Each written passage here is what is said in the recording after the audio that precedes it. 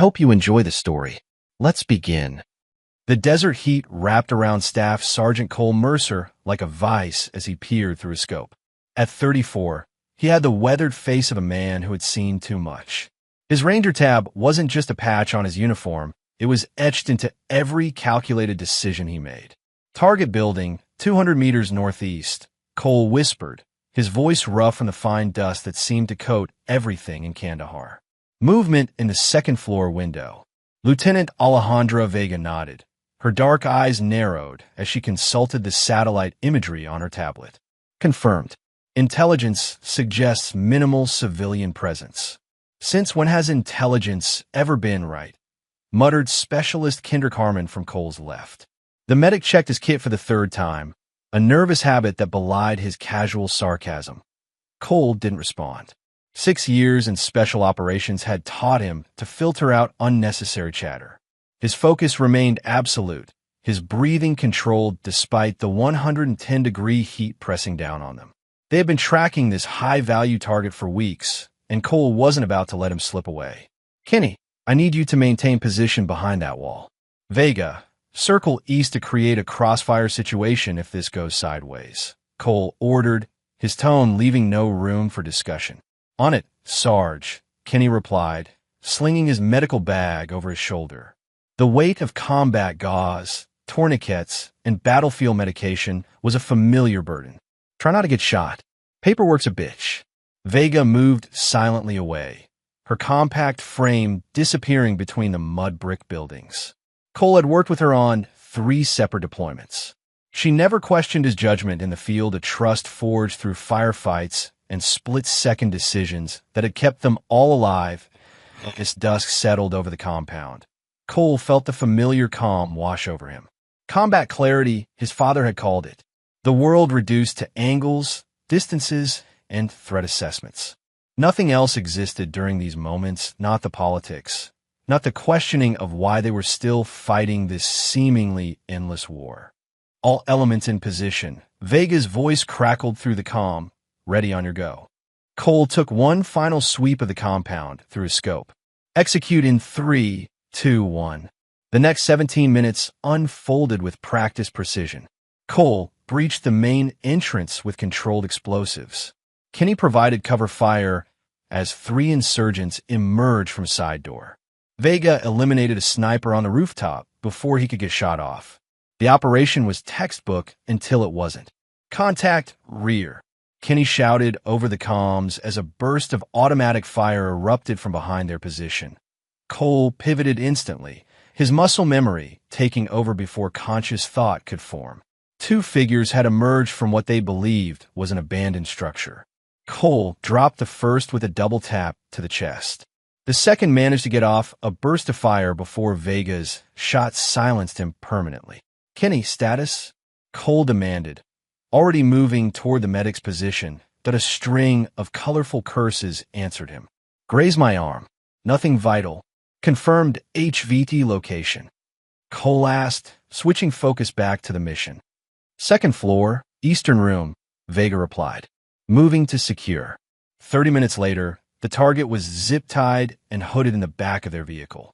Kenny had a field dressing on his arm, and Cole was already drafting the mission report in his head as they navigated back to base. "Good call on the rear approach," Vega said quietly as the convoy rumbled through the darkened streets. Most would have missed that possible angle. Cole nodded, but said nothing. He didn't mention how he'd spotted a discarded cigarette, but near the supposedly abandoned building too fresh to have been there long. Details mattered. Details kept you alive. Back at the forward operating base, Cole completed his post-mission routine with military precision. Weapon cleaned and checked. Gear inspected for damage. Report filed with exact timestamps and coordinates. Only then did he allow himself the luxury of checking his personal email. He had one unread message from Marley. A smile tugged at the corner of his mouth, the first genuine expression to crack his stoic facade since the mission began. 6 years of marriage, and still her messages were the anchors that kept him grounded in this floating world of violence and dust. Cole had met Marley Davidson during a rare leave in Denver. She worked as a marketing coordinator for a sports equipment company, and her laughter had cut through the dull roar of the crowded bar like a beam of light. Marley didn't understand military life. Few civilians truly did, but she made the effort. She sent care packages with his favorite beef jerky. She organized video calls despite the 13-hour time difference. She maintained their modest home in Boise with the same attention to detail that Cole applied to his mission planning. "Got a letter from the missus?" Kenny asked, dropping onto the cot across from Cole. His wound had been properly cleaned and bandaged at the medical tent, but the medic still favored his right arm slightly. "Email," Cole corrected, clicking open the message. "Probably telling me about the new fence she's putting in the backyard." Kenny chuckled. "Domestic bliss awaits, my friend. Meanwhile, I'll be drinking away in my divorce settlement in whatever dive bar will have me once this tour ends." Cole knew about Kenny's ex-wife. Everyone in the unit did. 3 years ago, she'd left him for his former best friend while Kenny was deployed. The medic covered his pain with a veneer of biting humor, but Cole had seen how the betrayal had hollowed him out. "Your problem was marrying a woman who wanted a husband, not a soldier," Cole replied, eyes still on his screen as the email loaded on the painfully slow connection. "And yours doesn't." Kenny raised an eyebrow. Marley knew what she was signing up for, Cole said with quiet confidence. "She understands the life." The email finally loaded, and Cole's world collapsed. Cole read the message 3 times, each word cutting deeper than the last. "Cole, I filed for divorce. By the time you read this, I will have moved out and transferred our joint savings to my personal account. I need a fresh start, and Chase has offered me one." "Yes, Chase Ellison from next door. We've been seeing each other for some time now that I've already packed my things. I'm sorry it had to end this way, but I couldn't wait another 6 months for a conversation we both know wouldn't change anything. The papers will be waiting when you get back. Don't call my parents, they already know. Good luck." Marley, the message was so clinical it might have been addressed to a stranger. No mention of their 6 years together. No acknowledgement of what they'd built. Just the cold facts and a dismissive good luck that made his stomach turn. Cole stared at the screen, his face betraying nothing even as his mind raced through the implications. Chase Ellison, the neighbor who had moved in 2 years ago. The same neighbor who had offered to keep an eye on things whenever Cole deployed. The neighbor who Cole had invited to their backyard barbecues during his last leave. "Bad news?" Kenny asked, noticing Cole's prolonged silence. Cole closed the laptop with a controlled motion. "Marley's leaving. Filed for divorce." The words felt foreign in his mouth, as if he were reporting intel about someone else's life. Kenny's face darkened. "Shit, man. I'm sorry." He paused, then asked someone else. "Neighbor." Cole's voice was flat, each syllable measured. Kenny's expression shifted from sympathy to something harder. He recognized the pattern all too well. "The system's rigged against us, brother. She'll take half your shit while you're over here getting shot at." Cole stood abruptly, his movements precise despite the emotional grenade that had just detonated in his chest. "I need to make some calls." "Cole," Kenny called after him. "Don't do anything stupid." Without turning around, Cole replied, "Have you ever known me to be stupid, Kenny?" In the privacy of the communications tent, Cole reopened the email. He read it one last time, analyzing it as he would enemy correspondence. There was something in the tone, a hint of defensiveness, perhaps guilt. Marley expected him to fall apart, to beg, to react emotionally. It's why she'd included that final dismissive good luck. She was preparing for his breakdown. Cole's fingers hovered over the keyboard. He could write paragraphs. Ask why. Demand explanations. Threaten. Plead. But none of that would accomplish anything tactical. Instead, he typed a single word. Understood. He hit send, then immediately opened a new email to his personal attorney back in the States as he outlined precise instructions for what needed to happen next. Memories flooded through him. Not the happy ones. He methodically cataloged every warning sign he'd missed 0.8 months ago. During his last leave, Marley had seemed distant.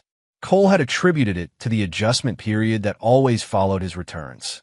Military marriages existed in cycles: the awkward reunion, the brief honeymoon period, the growing comfort, and then the pain of separation again. He'd assumed they were still in the adjustment phase. "You've changed," she'd said one night as they sat on opposite ends of the couch. the television playing a show neither was watching. "Everyone changes," he'd replied, not understanding the accusation in her tone. "Not like this. You're harder." She'd wrapped her arms around herself. "Sometimes I feel like I'm living with a stranger." Cole had reached for her hand then, trying to bridge the growing gap between them. The deployment was rough. "Give me time." She'd squeezed his fingers but didn't move closer. "We never talk about money anymore," she'd said, changing the subject abruptly. "What's there to talk about? My pay goes into our account. You handle the bills. It's working, isn't it? I think we should discuss our finances more openly," she'd insisted. "I'm thinking about some investments." Cole had nodded, distracted by an analysis of enemy movement patterns he'd been constructing mentally. "Whatever you think is best. I trust you." The conversation had ended there, and Cole now recognized it as the first probe Marley testing how much financial autonomy she could secure without raising alarms. 3 months before that, Chase Ellison had moved into the house next door. Younger than Cole by several years, Chase worked in real estate development, or so he claimed. He drove an ostentatious sports car and had a habit of hosting parties that lasted until dawn. "He seems like a decent guy," Cole had remarked after helping Chase move in a heavy dining room table. "Very friendly," Marley had agreed, her eyes lingering a moment too long as Chase removed his shirt in the summer heat to continue unloading his moving truck. Cole had missed the significance then. Now, reviewing the memory with cold clarity, he recognized the appreciation in her gaze. 2 weeks into his current deployment, Marley's video calls had become less frequent. "Work is crazy," she'd explained. "The new product launch has me running everywhere." Cole had accepted this without question. He understood demanding work schedules and the difficulty of maintaining regular communication across time zones and security protocols. Then there were the financial anomalies. Cole hadn't paid much attention to their account details, a mistake he now acknowledged. The monthly mortgage payment had increased slightly, but Marley had explained it away as an adjustment to their escrow. Small withdrawals had appeared with greater frequency, labeled only as miscellaneous expenses. All these pieces now formed a coherent picture. Like puzzle pieces dumped before him, Cole arranged them into their proper places and saw the complete image with brutal clarity. While he'd been planning missions and keeping his team alive, Marley had been planning her exit. While he'd been writing her letters about their future, she'd been draining their accounts. While he'd looked forward to building a family upon his return, she'd been building a new life with Chase. Cole sat in the dim light of the communications tent, his face illuminated by the computer screen as he sent a series of precisely worded emails. To his attorney, to his bank, to his commanding officer, requesting emergency leave not to save his marriage, but to salvage what remained of his life. Lieutenant Vega found him there an hour later, still typing. "Heard about what happened," she said, leaning against the tent pole. "That's rough." Cole didn't look up. "News travels fast. It's a small base." Vega paused. "Kenny's worried about you. Kenny should worry about his own problems." Vega stepped closer, lowering her voice. "What's your plan, Cole?" Cole finally looked up, his eyes clear and focused. "What makes you think I have a plan?" A small smile touched Vega's lips. "Because I've never seen you without one. Even when the mission goes to hell, you've got 3 backup strategies ready to deploy." Cole closed the laptop. "I'm taking emergency leave. 10 days. To try to work things out." There was skepticism in Vega's tone. "To ensure I don't lose everything I've worked for." Cole stood, tucking the laptop under his arm. "She's moved in with the neighbor. Emptied our accounts. There's nothing to work out." Vega nodded slowly. "You know I've got your back, right? Whatever you need." Cole considered this. Lieutenant Alejandra Vega had climbed the ranks through merit and grit. She understood the value of discipline and had never let emotions cloud her judgment, a quality Cole respected above almost all others. "I appreciate that," he said simply as he walked back to his quarters. Cole felt a strange calm settling over him. The initial shock had given way to something familiar, the cool, detached analysis he applied to combat situations. Marley had declared war, and now he would respond in kind. Not with violence or emotionally charged outbursts, but with strategy, precision.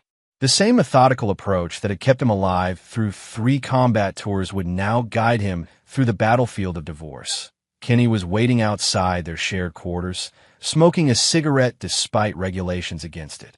He extinguished it quickly as Cole approached.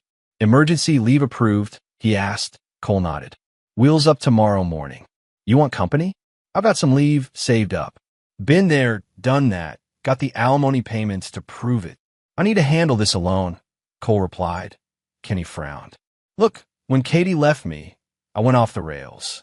Drank myself stupid, called her 50 times a day, showed up at her apartment. Made everything worse. I'm not you," Cole said simply. "No shit. You're worse. You bottle everything up until you explode. I've seen it happen in firefights." Cole fixed Kenny with a level stare. "This isn't a firefight. It's exactly a firefight. She's got your money, your house, and fucking Chase Ellison. She's got all the advantages, and she struck first." "That's her mistake," Cole replied, entering their quarters to pack his gear. "She thinks this is over. It's just beginning."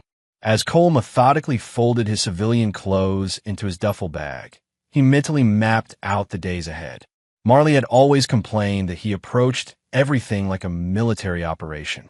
She'd never understood that this mentality wasn't something he could switch on and off. It was who he was, the framework through which he processed the world.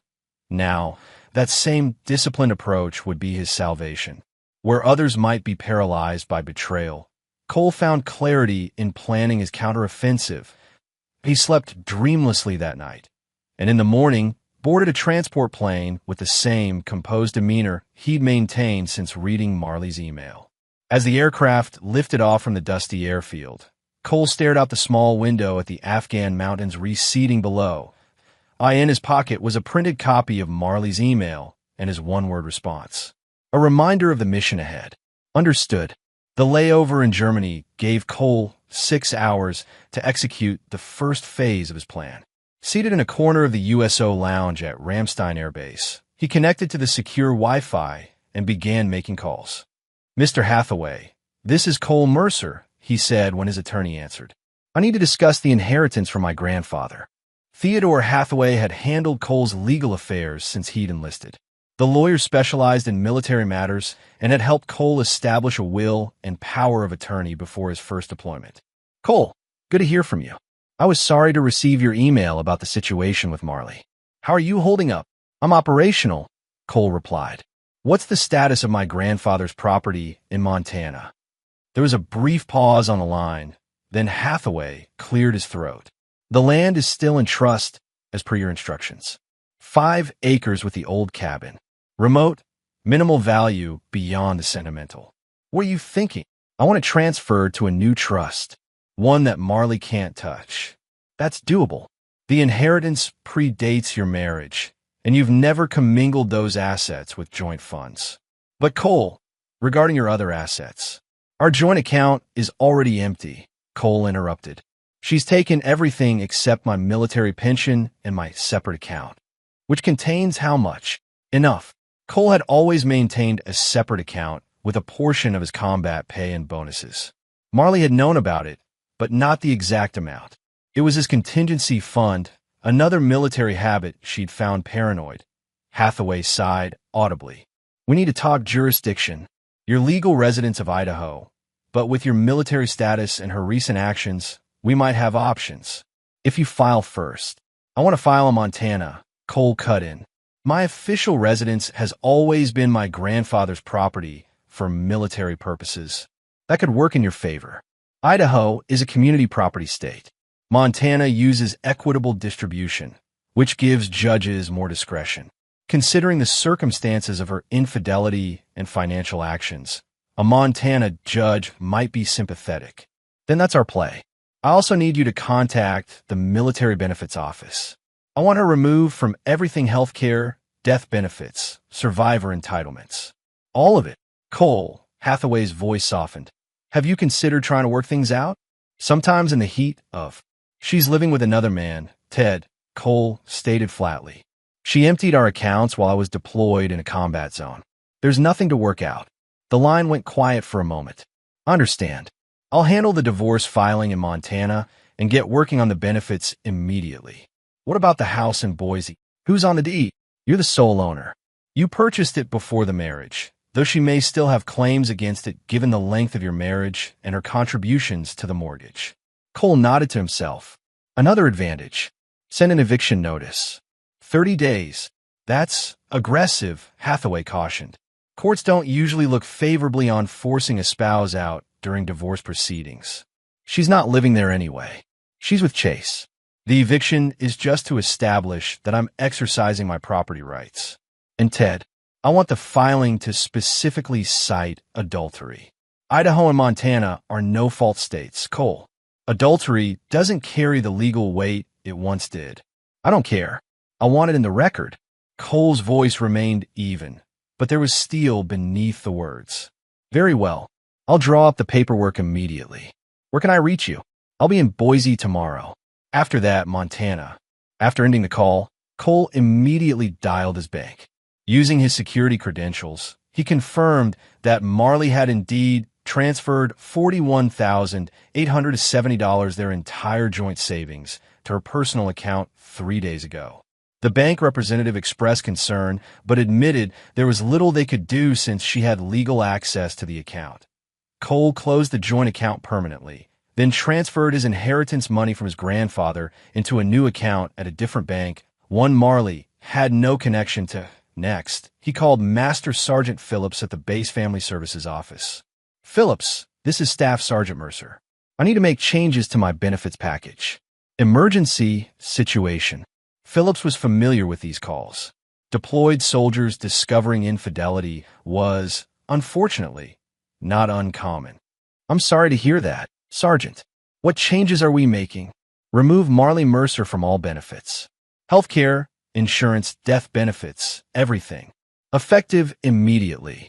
Understood. I'll need you to sign forms when you return to base, but I can start the process now. Do you have someone else you want to designate as beneficiary? Cole considered briefly. My sister, Emma Mercer, Boston, Massachusetts. I'll provide her details when I sign the paperwork. By the time Cole boarded his connecting flight to the States, he had dismantled every financial connection between himself and Marley. His inheritance was secured. Divorce papers were being filed in Montana. The eviction notice would be delivered to their Boise residence within days. Her military benefits were terminated, all without a single emotional outburst, all without revealing his strategy to Marley herself. As the plane crossed the Atlantic, Cole allowed himself one small satisfaction. She would never see this coming. Marley had always underestimated him, treating his methodical nature as a character flaw rather than a strength. She'd expected him to fall apart, to beg, to plead, to lose control. That had been her first tactical error. There would be no desperate calls, no emotional confrontations, no begging for explanations. Only the cold precision of a counterattack she never anticipated. Marley Mercer, soon to revert to Marley Davidson, stretched luxuriously in Chase Ellison's king-size bed. The Egyptian cotton sheets felt impossibly soft against her skin, a far cry from the utilitarian bedding Cole had insisted was perfectly functional. Coffee's ready, babe, Chase called from the kitchen of his downtown Boise condo. Floor-to-ceiling windows offered sweeping views of the city skyline and the mountains beyond, another luxury that Cole would have dismissed as impractical and overpriced. Marley wrapped herself in Chase's silk robe and padded barefoot to the kitchen. At 31, she still turned heads, a fact Chase had been quick to appreciate in ways Cole never had. Where Cole saw the world in terms of objectives and threat assessments, Chase saw possibilities and pleasures.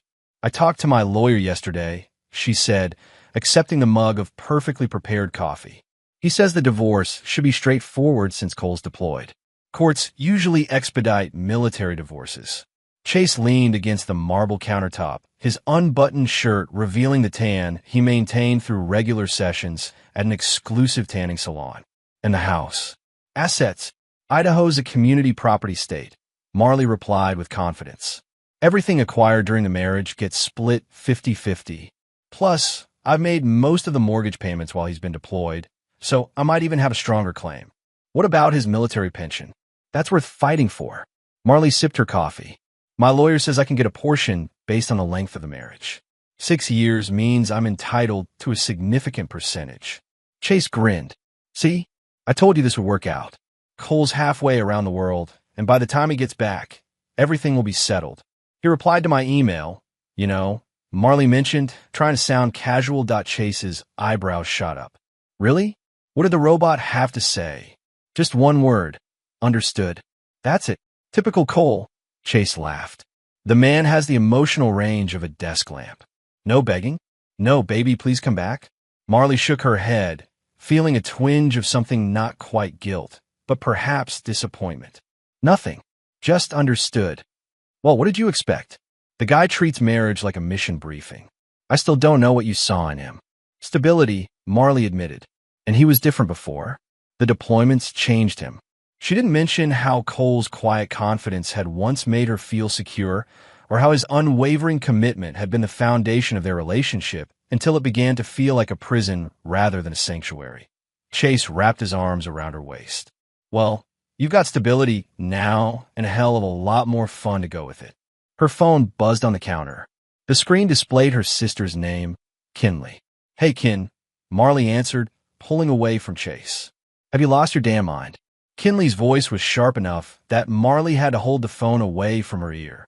I see Mom's called you, Marley replied, moving to the living room for privacy. Of course she called me. You empty your accounts, move in with a neighbor, and email your husband in a war zone that you want a divorce. What the hell, Marley? It's not like that. It's exactly like that. I've seen your Instagram posts with Chase. You two weren't even trying to be discreet. Marley felt heat rising in her cheeks. Cole and I have been over for a long time. He just hasn't realized it yet. So you steal his money while he's getting shot at? Real classy, Marley. It's our money, Marley insisted. I'm entitled to it. Kinley's laugh was bitter. You think Cole's gonna lie down for this? The guy who plans everything 6 ways from Sunday? You really believe he doesn't have contingencies for something like this? What's he going to do from Afghanistan? Marley challenged. By the time he gets back, the divorce will be almost finalized. You're delusional. Cole Mercer isn't your average heartbroken husband, Marley. The man calculates risk and response before he gets out of bed in the morning. Kinley paused. And what about the ethical implications? The man is serving his country. Don't start with the patriotic guilt trip, Marley snapped. You have no idea what it's like being married to someone who treats emotions like a liability. And Chase is better? The guy who hits on married women and drives a car he can't afford. Marley glanced toward the kitchen, where Chase was scrolling through his phone, oblivious to the conversation. Chase understands me. We want the same things. Yeah, Cole's money. Kinley sighed. Look, I love you, but you've made a serious miscalculation. Cole's not going to just say understood and walk away. That's not who he is. After ending the call, Marley rejoined Chase in the kitchen, her sister's warning echoing uncomfortably in her mind. Everything okay? Chase asked, not looking up from his phone. Fine. Just my sister being dramatic. Marley hesitated, then asked, do you think Cole will fight the divorce? Chase finally looked up, his expression dismissive. What's he going to fight with? You've got the upper hand in every way. He's thousands of miles away, you've secured the assets, and you've got a great lawyer. He kissed her forehead. Stop worrying. In a few months, this will all be behind us. Marley nodded, but a seed of doubt had been planted. She knew Cole better than Chase did. In 6 years of marriage, she'd never once seen Cole accept defeat in anything.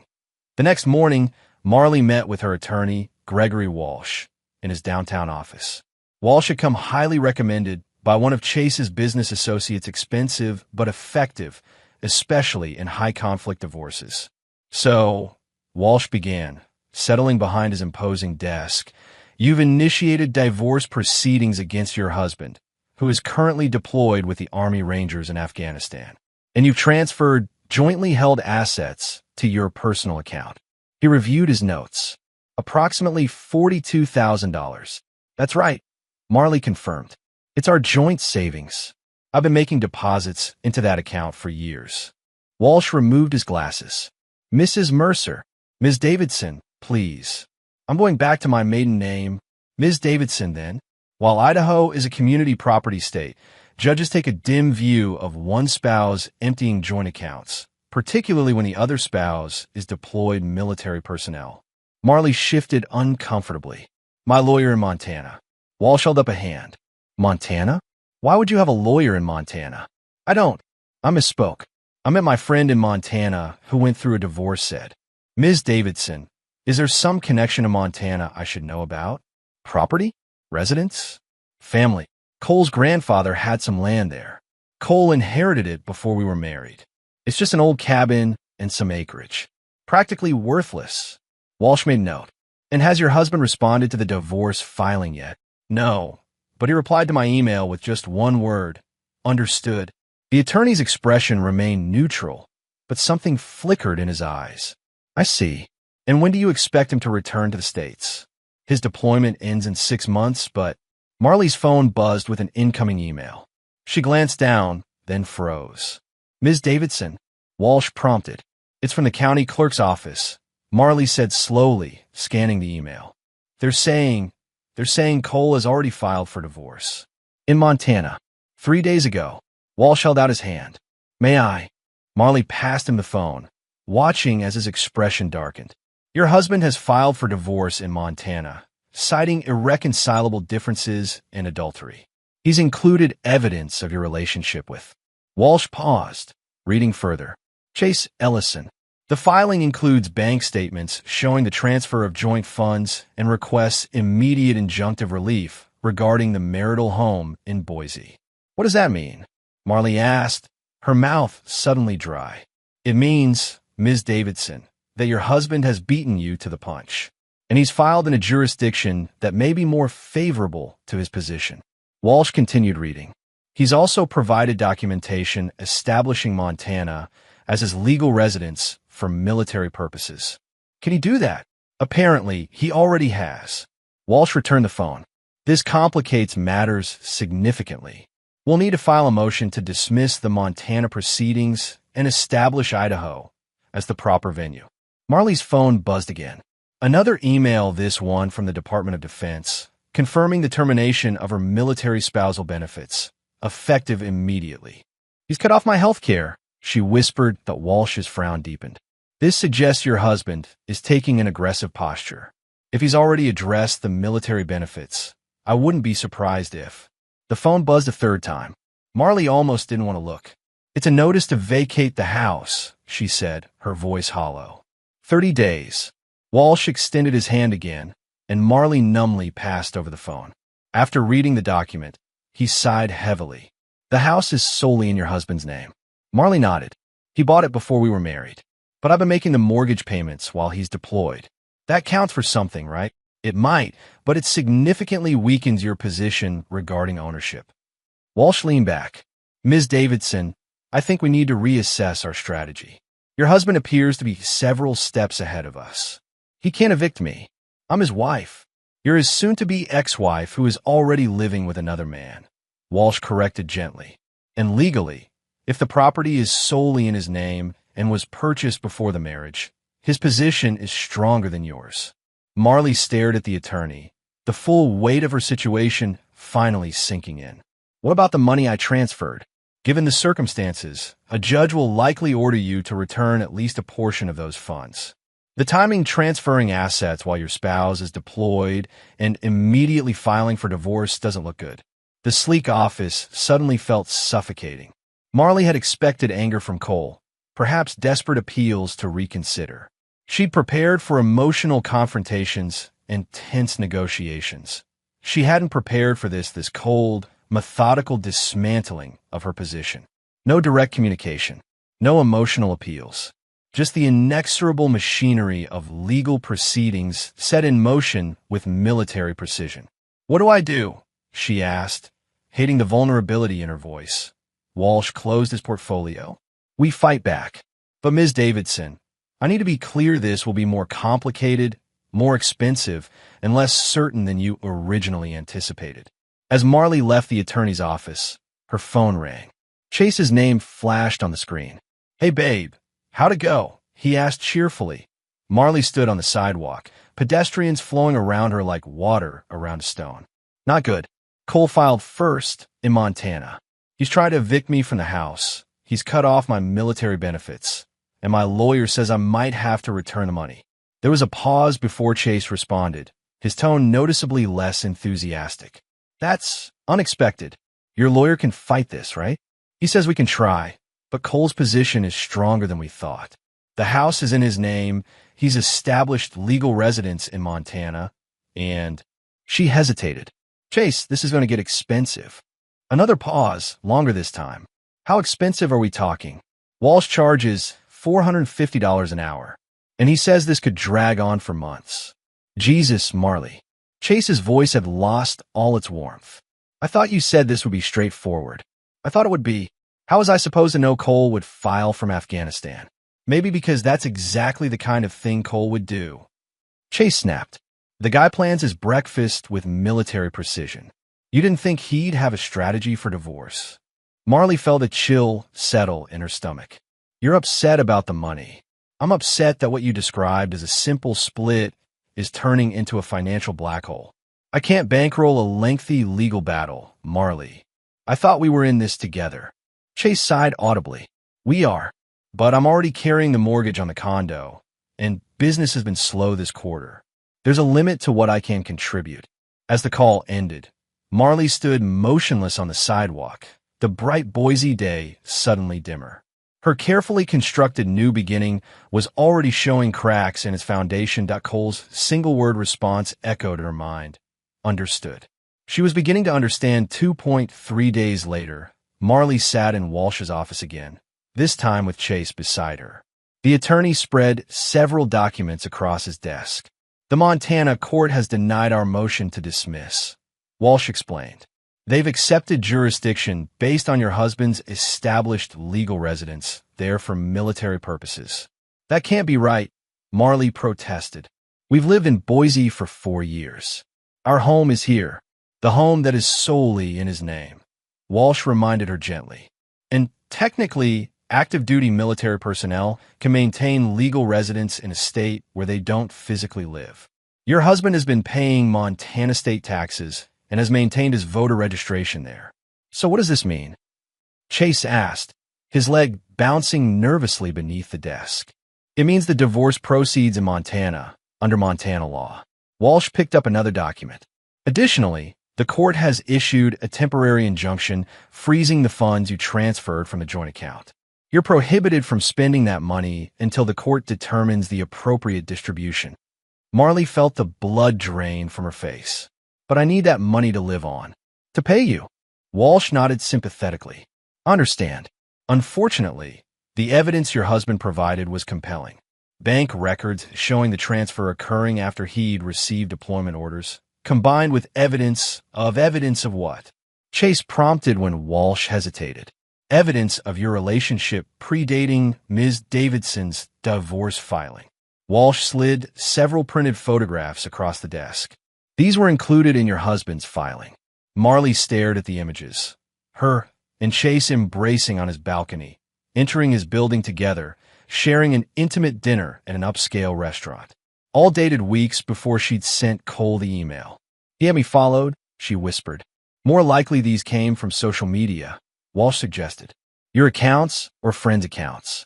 The metadata shows most were taken from public Instagram posts. Chase cursed under his breath. Your friend Amber and her constant photos.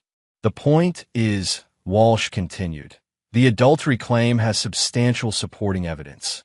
While Montana is a no-fault state, judges still consider misconduct when determining asset distribution. Marley's hands trembled slightly. What about the house? Can he really evict me? I'm afraid the court has upheld the eviction notice. As the sole owner of the property, purchased before your marriage, your husband has the legal right to determine occupancy. Your contributions to the mortgage payments will be considered in the overall asset distribution, but they don't grant you ownership rights. This is insane, Chase interjected. She's being thrown out of her own home. Legally, it's not her home, Walsh corrected. And given that she's already established residence elsewhere with you, Mr. Ellis in the court didn't see the eviction as creating undue hardship. Marley felt as though the ground were shifting beneath her. Every assumption she'd made about Cole, about the divorce, about her future was being systematically demolished. There's one more thing, Walsh said, lifting the final document. The court has granted your husband's petition regarding military benefits. The determination cites the documented adultery as justification for immediate termination rather than the standard phase-out period. Meaning what? Marley asked. Meaning you no longer have military health care coverage, commissary privileges, or any spousal benefits. And you won't be entitled to any portion of his military pension. Chase stood abruptly. This is ridiculous. He can't just erase 6 years of marriage. He's not erasing the marriage, Mr. Ellison. He's responding to its breach. Walsh's tone remained professional, but carried an edge of reproach. Ms. Davidson, I need to be honest with you. Our position has weakened considerably. So what do we do? Marley asked, struggling to keep her voice steady.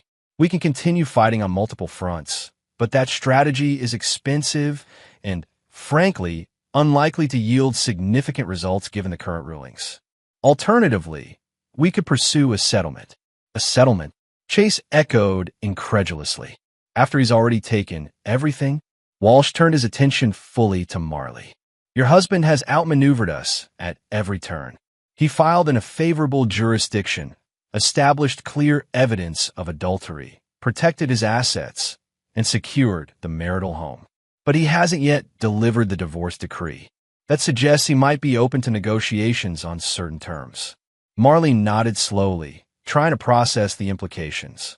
You think I should try to settle? I think you should consider what's most important to you at this point. Continuing this battle will be costly, both financially and emotionally, with diminishing returns. As they left the attorney's office, Marley felt numb. The bright future she'd envisioned with Chase was rapidly dimming, replaced by the harsh reality of legal defeats and dwindling resources. We'll figure this out, Chase said as they walked to his car, but his voice lacked conviction. Marley didn't respond. For the first time since sending that email to Cole, she felt a flicker of doubt about her decision. Not because she wanted to return her marriage, that chapter was closed, but because she'd severely underestimated her husband. Cole had always approached their relationship with the same methodical focus he applied to everything else. It had frustrated her, made her feel like another item on his checklist rather than a partner. Now, that same calculated approach was dismantling the new life she'd tried to build. The eviction notice arrived at Chase's condo. The next day, a formal document requiring Marley to remove all personal belongings from the Boise house within 30 days. She'd already taken most of her clothes and personal items, but furniture, kitchen equipment, and various accumulated possessions remained. I'll have to go pack everything up, she said, staring at the notice on Chase's kitchen counter. Chase frowned. Can't you hire someone to do that? I've got the Henderson meeting that week, and I can't reschedule. With what money? My accounts are frozen, remember? Marley couldn't keep the bitterness from her voice. Right. Chase ran a hand through his carefully styled hair. Look, I'm trying to be supportive here, but this situation is spiraling. We need to think practically. Practically, Marley repeated, the word hollow in her mouth. You mean about money? Among other things, yes. I care about you, Marley, but I didn't sign up for a financial nightmare. There was the first explicit acknowledgement that their relationship had conditions attached. Chase had been enamored with the idea of them together, with the excitement of forbidden romance. He hadn't prepared for the messy reality of divorce, legal battles, and financial constraints. I'll figure it out, Marley said quietly. 2 weeks later, Marley stood in what had once been her living room, surrounded by boxes. The house felt different now, less like a home and more like a museum of a life that no longer existed. Photos of her and Cole still hung on the walls. His military awards sat on the mantel. Books they'd read together lined the shelves. She'd expected to feel sad, perhaps nostalgic. Instead, she felt something closer to shame as she methodically packed away 6 years of marriage. Her phone buzzed with a text from Chase. Running late. Meeting going longer than expected. Can you grab an Uber back? Another small retreat. Another indication that his commitment was contingent on convenience. Marley set down the box she'd been packing and sank onto the couch, the same couch where she and Cole had spent countless evenings, his arm draped casually around her shoulders as they watched movies or discussed their days. The doorbell rang. startling her from her thoughts. Assuming it was the moving company coming to provide an estimate, Marley opened the door without checking that a woman in a crisp business suit stood on the porch, a leather portfolio tucked under her arm. Marley Davidson? Yes. April Delgado, attorney at law. I represent Staff Sergeant Cole Mercer. She extended a business card. May I come in? Marley hesitated, then stepped aside. I thought all communication was supposed to go through our lawyers. Typically, yes. However, I have a settlement proposal that Mr. Mercer asked me to deliver personally. Delgado glanced around the half-packed living room. I see the eviction is proceeding. Did Cole send you to gloat? Marley asked, crossing her arms defensively. Staff Sergeant Mercer doesn't strike me as the gloating type, Delgado replied evenly. He's authorized me to present a final settlement offer. She removed a document from her portfolio. The terms are straightforward. Marley accepted the document, scanning its contents with growing disbelief. He's offering to release the injunction on $20,000, less than half of what I transferred. The remaining funds would be considered his separate property, given the source of those deposits. And in exchange, I waive all claims to the house, his military pension, and any future support. Marley looked up. He's already secured all of that through the court. Delgado nodded, which is why this is a generous offer. My client is willing to release substantial funds that the court would likely award him, given the circumstances. Out of the goodness of his heart, Marley couldn't keep the sarcasm from her voice. Out of a desire to conclude this matter efficiently, Delgado checked her watch. The offer expires in 48 hours. After that, we proceed to final judgment, where you're likely to receive considerably less. After the attorney left, Marley called Walsh. The attorney confirmed what she already suspected. Cole's offer, while not generous, was better than what she'd likely receive if the case proceeded to final judgment. He's offering you a dignified exit, Walsh explained. I recommend you take it. Later that evening, when Marley returned to Chase's condo, she found him in the kitchen, pouring a glass of wine. How'd the packing go? He asked casually. Cole sent his attorney with a settlement offer. Marley placed the document on the counter. If I sign, I get $20,000 and walk away from everything else. Chase scanned the document, his expression unreadable. Sounds like he's trying to buy you off cheap. Walsh says it's better than I'll get if we keep fighting. Chase took a long sip of wine before responding. Maybe it's time to cut our losses. Marley stared at him. Our losses? You know what I mean. This divorce is draining you emotionally and financially. Maybe a clean break is best for everyone. A clean break, Marley repeated softly. Is that what you want too, Chase? A clean break. Chase wouldn't meet her eyes. I care about you, Marley. But this situation has become more complicated than either of us anticipated. Maybe we should take a step back. Reassess. The words hung in the air between them, their meaning unmistakable.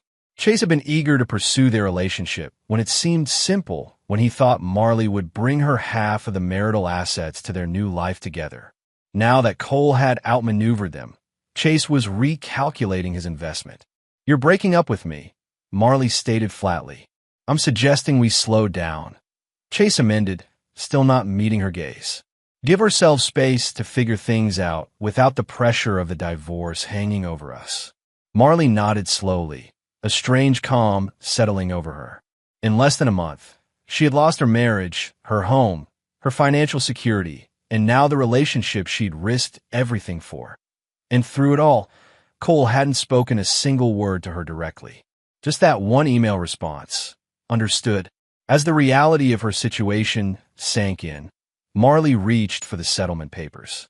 With steady hands, she signed her name, accepting Cole's terms and the new reality he had created for her. 3 months after signing the settlement, Marley sat in her small one-bedroom apartment on the outskirts of Boise, scrolling through job listings on her laptop. The $20,000 from the settlement was dwindling fast, and her marketing position at the sports equipment company had evaporated shortly after her divorce became public knowledge. Her phone buzzed with a text from Kinley. Have you seen this? It's everywhere. A link followed. Marley clicked it with a sense of foreboding. The website that loaded featured a podcast called Forward Observer, hosted by Kenny Harmon. The episode title made her stomach lurch. When Dependa's attack, a ranger's revenge. With trembling fingers, Marley pressed play. Kenny's voice filled her apartment. Today we're discussing a situation that's all too common in military marriages. I'm not using real names here, but this story comes from a reliable source, a fellow ranger I served with in Afghanistan.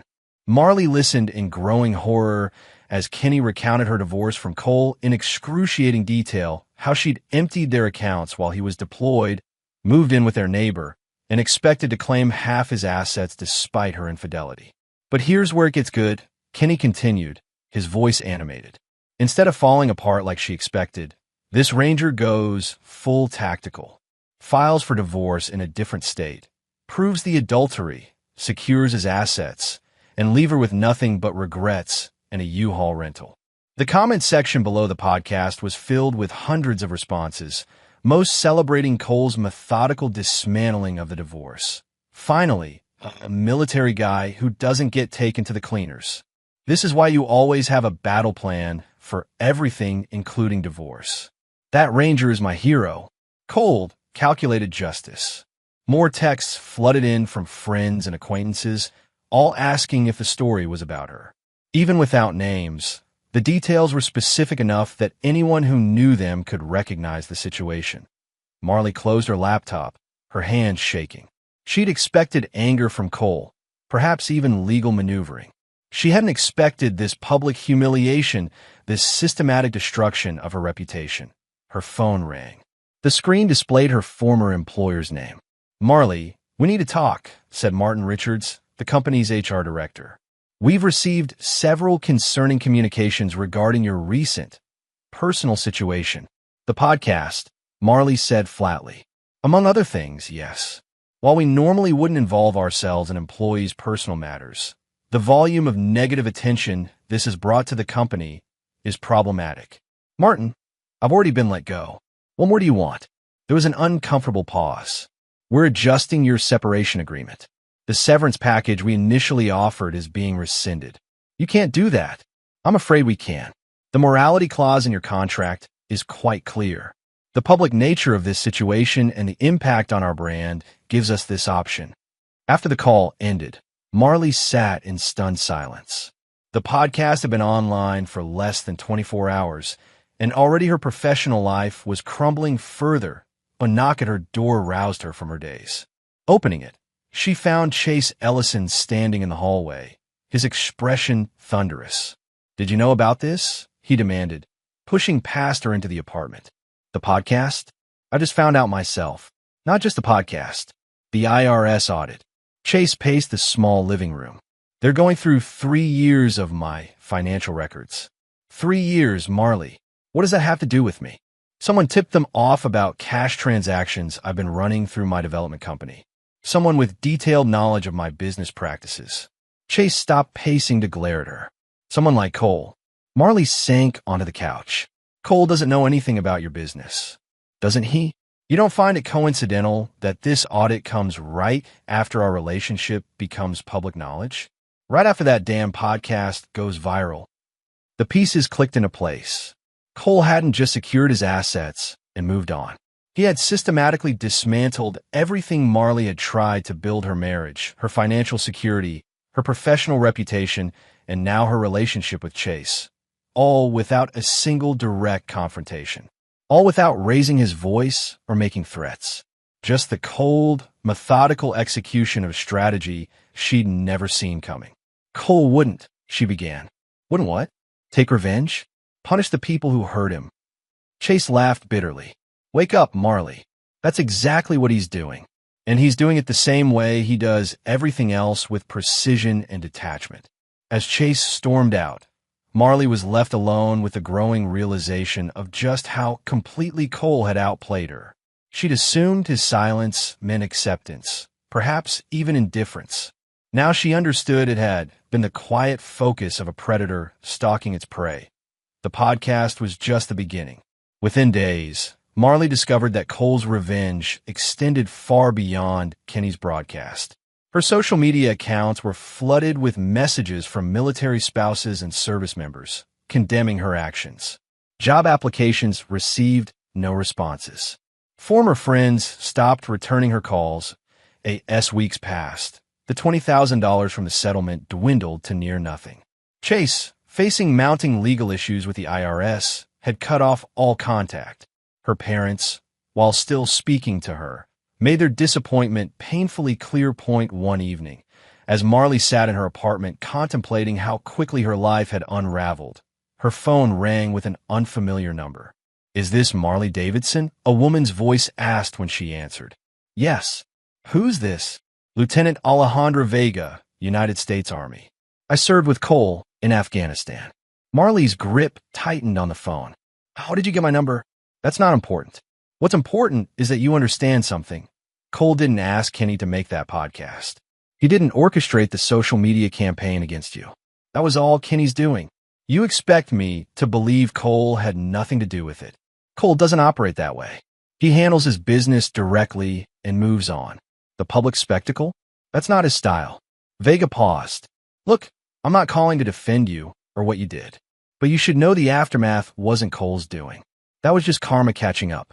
After Vega hung up, Marley stared at the phone. Whether Cole had orchestrated the public humiliation or not seemed almost irrelevant now. The damage was done. Her life had been systematically dismantled, piece by piece, until nothing remained of the future she'd envisioned. And through it all, Cole had maintained his silence.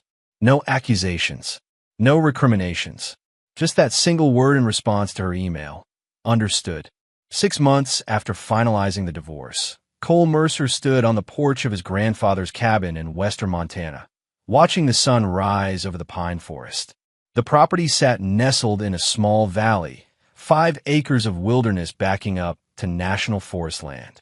The cabin itself was rudimentary 2 rooms with a stone fireplace and no running water, but Cole had spent the past 3 months renovating it, adding solar panels, a well system, and expanded living space.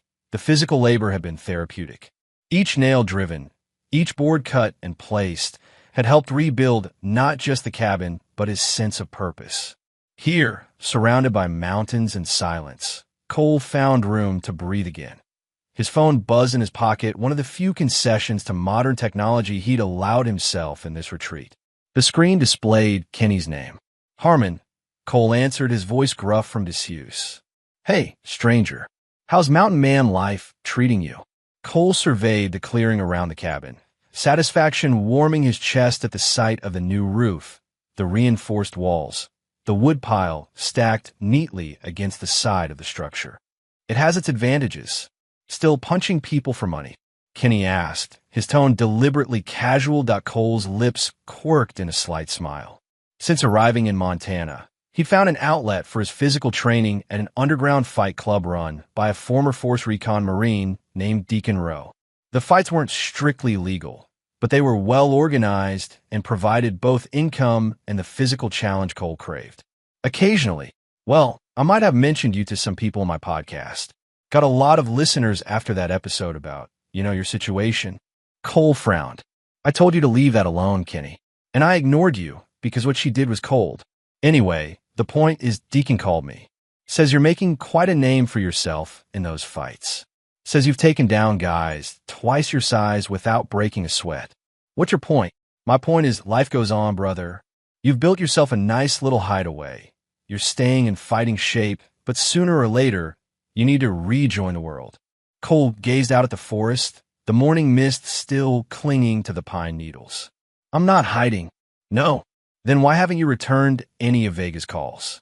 "She says she's tried reaching you 6 times this month alone." Cole sighed. Lieutenant Vega had been promoted to captain after their last deployment. She'd called several times, initially to check on him, later with what sounded like a proposition of some kind. "I'll call her," Cole conceded. "Good. And Cole, for what it's worth, I think you handled everything right. Clean, controlled, no loose ends." After ending the call, Cole sat on the porch steps, turning Kenny's words over in his mind. Had he handled everything right? The legal strategy had worked perfectly. The financial protections had saved him from ruin. The divorce had concluded on his terms. Yet something still felt unresolved. Not because he wanted Marley back, that chapter was permanently closed. Not because he regretted his actions, each step had been necessary and measured. Perhaps it was simply that he'd never allowed himself to feel the full weight of the betrayal. He'd channeled everything into strategy and execution, never pausing to acknowledge the pain beneath the calculated response. That evening, Cole drove his truck down the rutted forest road to Deacon Rowe's property, an old hunting lodge converted into what Deacon called a training facility, but was essentially a fight club for former military personnel and local tough guys looking to test themselves. The main room of the lodge had been cleared of furniture, its wooden floor covered with wrestling mats. A crude ring of rope marked the fighting area. Around it, 24 men and a handful of women gathered, drinking beer and placing bets on the night's matchups. Deacon nodded to Cole as he entered. At 52, the former Marine still maintained the physique of a man half his age, his sleeves of tattoos stretching over corded muscles as he organized fight cards on a clipboard. "Mercer," he greeted, "got someone special for you tonight." Ex-UFC fighter who washed out after testing positive for steroids. Been talking big about taking down military guys. Cole nodded, beginning his warm-up routine in the corner. He discovered these fights shortly after arriving in Montana, when a bar argument had escalated and Cole had put down a local troublemaker with efficient brutality. Deacon, witnessing the incident, had invited him to put those skills to profitable use.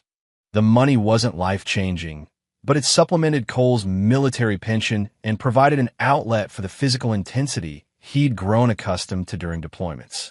More importantly, in the ring, the world narrowed to its simplest form: action and reaction, strategy and execution, pain absorbed and pain delivered. Cole was taping his hands when a familiar voice cut through the pre-fight chatter. "Still preparing the same way, I see." He looked up to find Captain Alejandro Vega standing before him, dressed in civilian clothes, but with the unmistakable posture of an officer. "Vega," Cole acknowledged, continuing to wrap his hands. "Long way from base.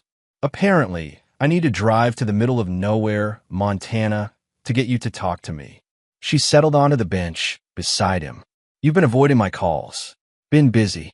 Vega glanced around the room, taking in a makeshift fight ring and the rough crowd.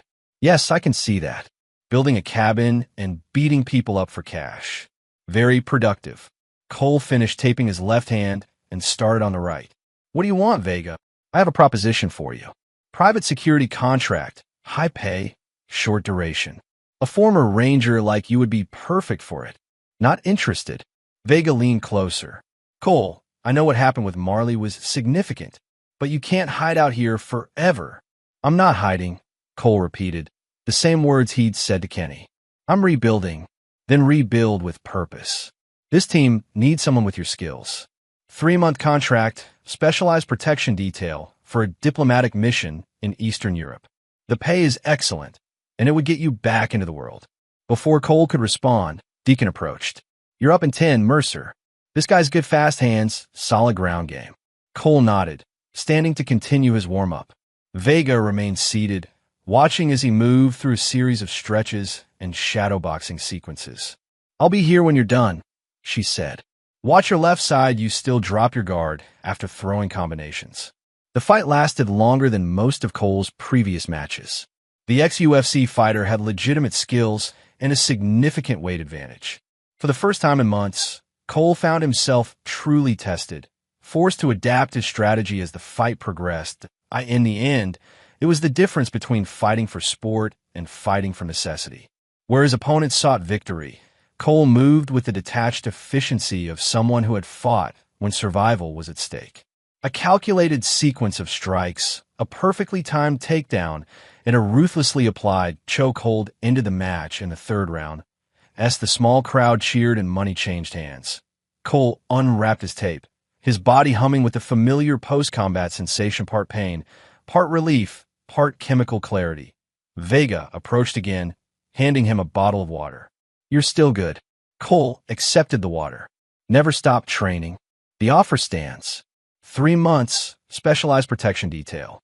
Working with professionals, not bar fighters." She placed a business card on the bench beside him.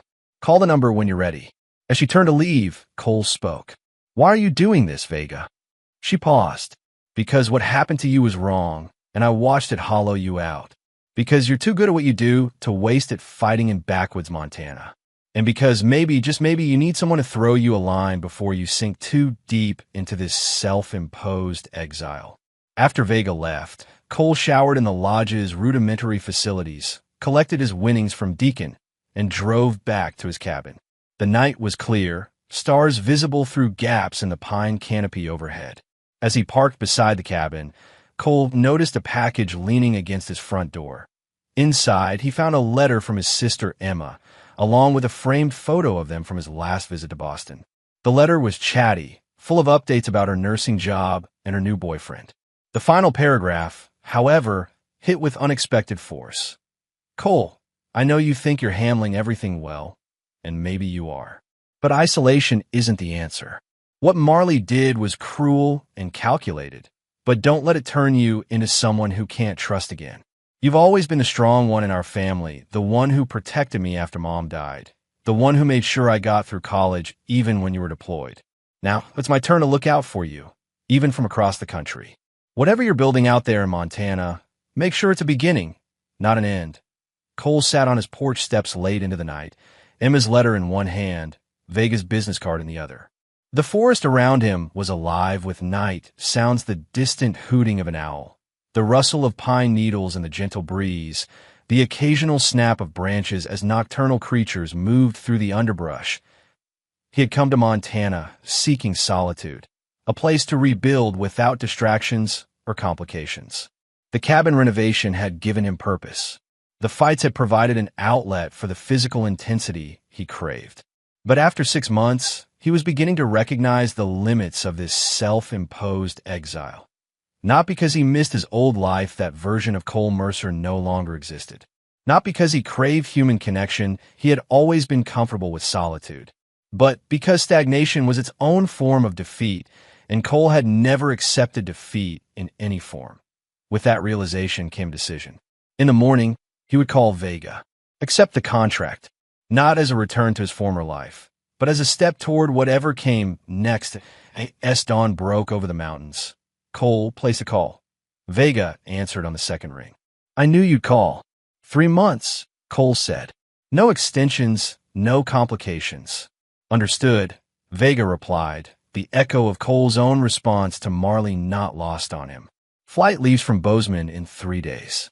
I'll email the details. After ending the call, Cole surveyed the cabin and the surrounding forest. This place had served its purpose as shelter while he processed the betrayal, a project to focus his energy, a retreat to rebuild his strength. It would be here when he returned, but he would no longer hide within its walls. That it was time to emerge back in the world, not as the man Marley had left, but as someone stronger, wiser, and ultimately unbroken. 1 month before departing for the Eastern European security contract, Cole received an unexpected delivery at his cabin. The FedEx driver seemed confused by the remote location, but eventually found his way up the winding forest road. The package contained a letter. The handwriting on the envelope was immediately recognizable, Marley's flowing script, once so familiar to him from the notes she'd left around their house or tucked into his deployment bags. Cole stared at the unopened letter, turning it over in his hands. The return address was unfamiliar, not Chase's condo, not their former home in Boise. Somewhere in Oregon. For a long moment, he considered simply reading it. Perhaps she wanted to explain. Perhaps she sought forgiveness. Perhaps, now that the dust had settled, she wanted to offer some closure for them both. Cole walked to the fire pit outside the cabin, where embers still glowed from his morning coffee preparation. Without opening the envelope, he dropped the letter onto the coals, watching as the edges blackened and curled, the paper consumed by flames until nothing remained but ash. Whatever Marley had to say, explanations, apologies, accusations, none of it mattered now. The time for words had passed. The marriage was over. The divorce was final. The legal battles were settled. There was nothing left to be gained from reopening wounds that had finally begun to heal. As the last fragments of the letter disintegrated into ash, Cole felt no satisfaction, no sense of petty revenge. Just the quiet certainty that he was moving forward, unburdened by the weight of what might have been. The 3 days before his departure passed quickly. Cole completed final reinforcements to the cabin, prepared it for his absence, and settled his affairs in the small nearby town. The locals had gradually accepted his presence, respecting his privacy while acknowledging him as part of the community in their reserved mountain way. On his last night in Montana, Cole sat on the porch as the sun set behind the western ridge. The cabin stood solid and secure, a testament to what he could build with his own hands. The forest stretched before him, wild and uncompromising, yet strangely comforting in its indifference. In the morning, he would drive to Bozeman, board a plane, and rejoin a world of complexity and connection. The security contract Vega had arranged would demand his skills, his focus, his ability to assess threats and neutralize them before they materialized. It would be familiar territory in many ways, the hyper-awareness, the tactical thinking, the brotherhood of professionals who understood the gravity of their responsibilities. But Cole would approach it differently now. The betrayal had changed him, not by breaking him, but by burning away illusions. He had survived Marley's deception just as he had survived firefights and ambushes by remaining clear-headed, by adapting to changing circumstances, by refusing to surrender to emotion when strategy was required. As darkness settled over the mountains, Cole spoke aloud for the first time that day, his words carried away by the evening breeze, heard by no one but himself. Some people wait for karma. I prefer to be it. The statement wasn't born of bitterness or a desire for revenge. It was simply an acknowledgement of a truth he had always known but now fully embraced. In a world of chaos and uncertainty, control began with oneself. Actions had consequences. Choices created futures. And sometimes, justice came not from external forces, but from one's own unwavering resolve. In the morning, Cole locked the cabin door, loaded his gear into his truck, and drove down a mountain toward whatever came next. He didn't look back. He didn't need to. What lay behind him was understood. What lay ahead remained to be shaped by his own hands.